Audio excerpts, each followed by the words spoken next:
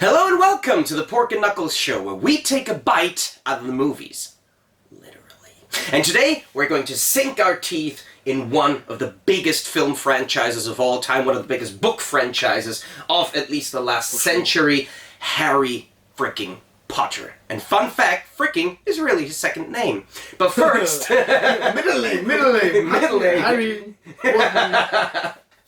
Okay. Can you still remember the first time you heard about Harry Potter? Or the first time you saw it? In school. I remember I was in year 6 maths class, and then we had a break.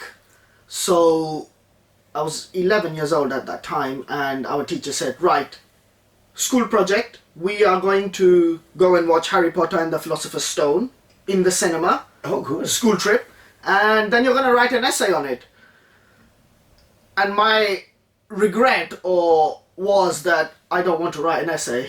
So I faked it and I said I was sick and I didn't go to the cinema, and I was just like, oh. Man, it's just like cinema, school trip, day off, or writing an essay on the, and I was just like, I'm not writing anything. I can't be dealing with work. I just want to watch the movie and enjoy it. But yeah, I loved it. Harry Potter. And we can start with this actually, because Diagon Alley in Philosopher's Stone is to date my favourite scene in any film. It is amazing. It's very, very close to Londonderry Market in Bank. This is in London, a train station bank where London Stock Exchange and the Bank of England was. And just opposite there, that market is pretty much so similar to Diagon Alley. It's amazing how brickworks, it's superb, it is so good, and I loved it. That got me hooked, and I was just like, this is a great scene. Great scene. And then the tour of all the banks in Harry Potter, the wands, owls, it was just so cool. Imagine really having something like this. I mean, I have never heard of something more disgusting than butterbeer, per definition. This is just a glass full of calories. But I remember back in my school days, one of my best friends was a huge Harry Potter fan. She read all the books. She had the audiobooks, and after reading, she would listen to them on end. And then, of course, when the movies came out, we went to the cinema, we watched them, and we didn't like them.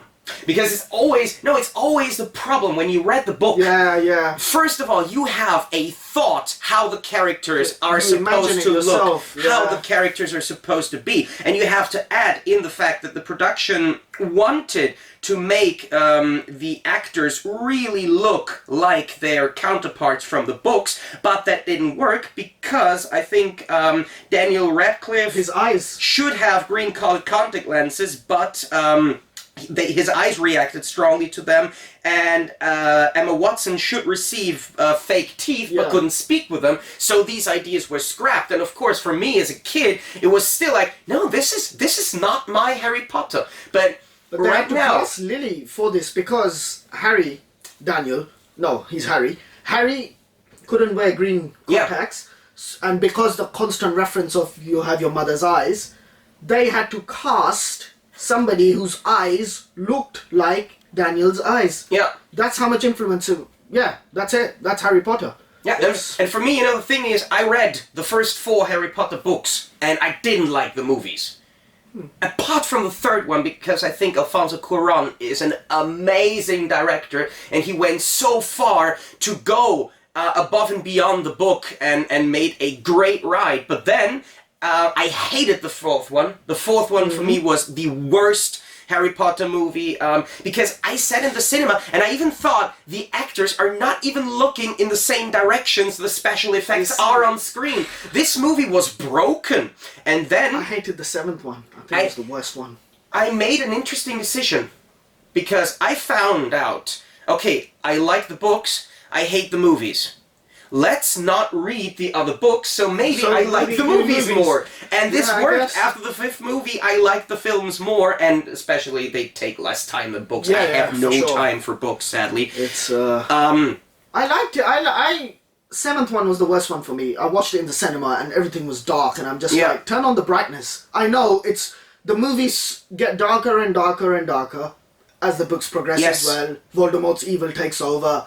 But the lighting was terrible in the 7th movie. I mean, who am I to criticize? But it was... Who are we to criticize bad lighting?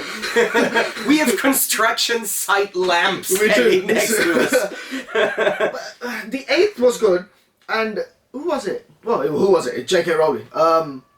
She had the Battle of Hogwarts always in mind, and the scene of Hagrid picking up Harry and bringing him over, assumed dead, and the movie's ending, kind of the train line, leaded up to that. So Yep. movie was designed for that ending, basically. All of the movies were designed leading up to that, and that was already forecasted before. Yeah, and this is another thing that I love, to see how invested not only the entire film crew but also JK Rowling was in making the films, because when the films were starting, the books were not finished. Yeah. So she oversaw every single detail of the films so that it doesn't Conflict or contradict too much. the later books that she already had in her head was lined quite cool. out, but were unreleased. She even she handpicked certain actors. Of course, she handpicked the amazing Alan Rickman, one of my favorite actors of all time. She also handpicked Robbie Coltrane, Maggie Smith, and Alan Rickman was the only guy who knew how the character of Snape is going to progress in the later books and films, because she felt that Alan Rickman needed to know this. And we're not going to spoil it for anyone who has not seen the movies, but why? Snape is my favorite character.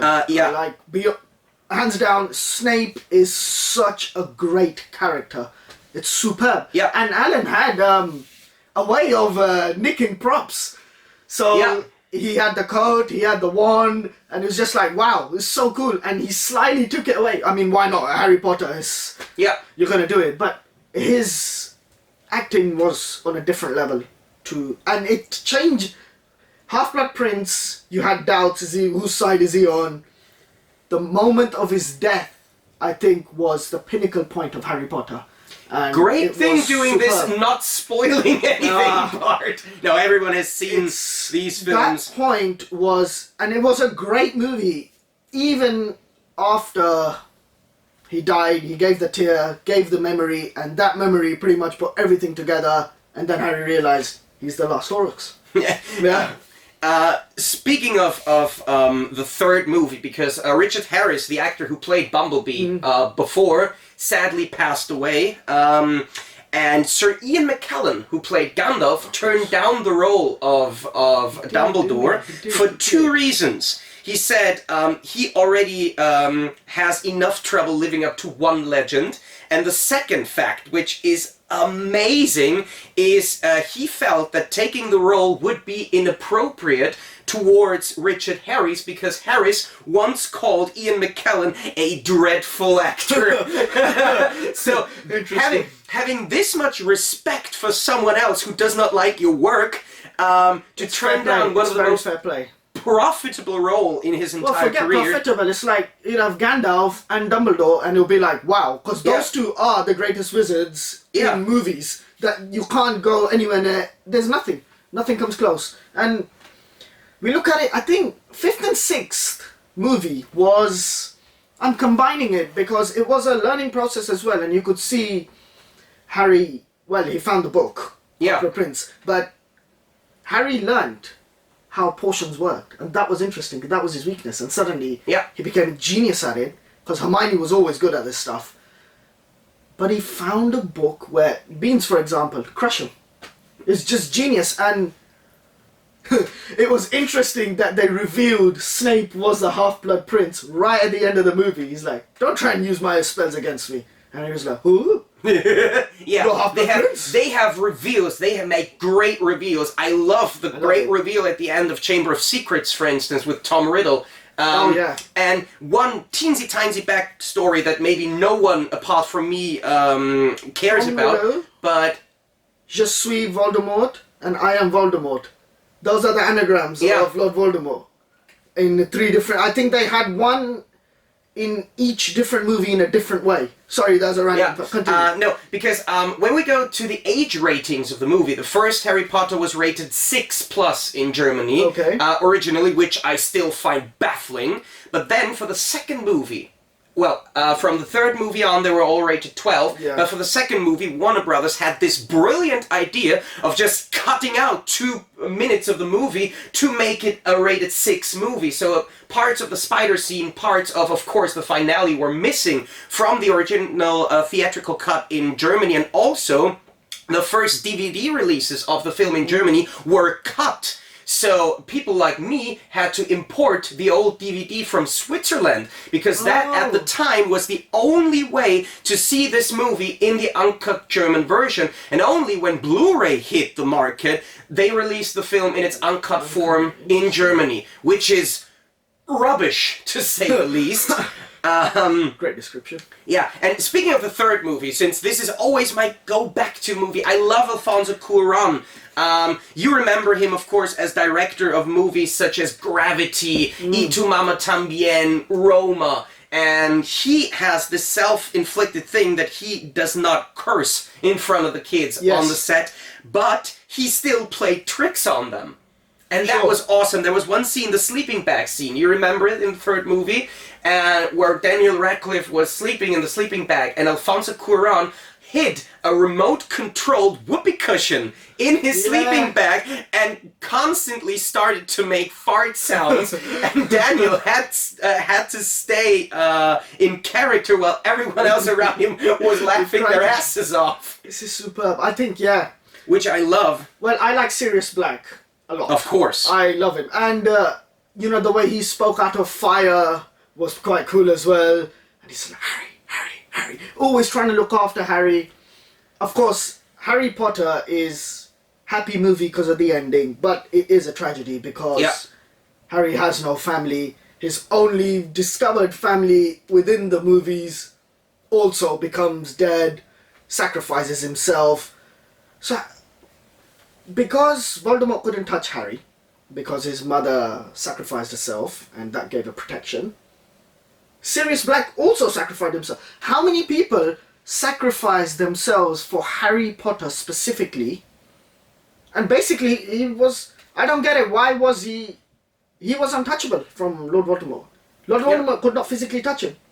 So, amazing. There's so many subplots to the movie. Well, the whole franchise, the whole phenomena. It's really cool. I really, really enjoyed it. And I would watch it. The way to watch Harry Potter is to 2 days binge. Yeah. Non-stop. This is what I did. You've got to do it. That's the only way. Yeah. And going back to the movies, because I originally said I didn't like the first movies when I first saw them in the cinema. I loved them this time around. The first movies, the first 3 actually, are brilliant masterpieces.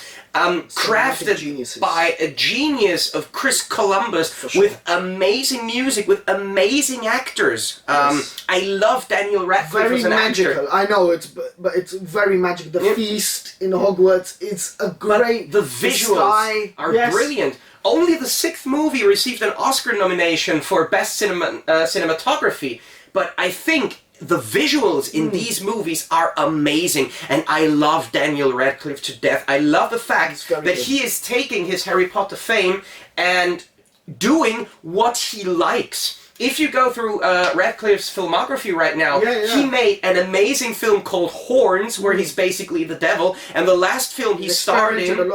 The last film he starred in is called Guns Akimbo, where he's taken into a sort of Running Man battle royale kind of death video game, where someone drugs him and then staples guns to his hands. And Daniel Radcliffe once said the scene in the script where he said he has to do Guns Akimbo was a scene on the toilet where he has to use his gun hands to fumble his wee-wee out. This is amazing. I love this guy. I love his sense of humor. We can go on and on and on. The last thing, because we said about the practical jokes that they pulled on each other. Daniel Radcliffe actually pulled a stunt on Robbie Coltrane during the filming of the first movie, because he just changed the language on Robbie Coltrane's phone to Turkish. just Just for banter. as a joke. Right, that's and it. Then, that's wait, it. wait, that's wait, it. the fact isn't over. Robbie Coltrane had to phone the hair designer's father because he is of Turkish descent, and he had to ask him the Turkish word for change language. Superb. Which is superb, and I hope that you don't need the Turkish word for change channel. Hopefully, you stay true to us, because we'll be back next week with a brand new episode. We hope you like this one. Please don't forget to like, subscribe, and leave a comment about your opinion on the Harry Potter franchise. And we see you guys again the next time. Take care.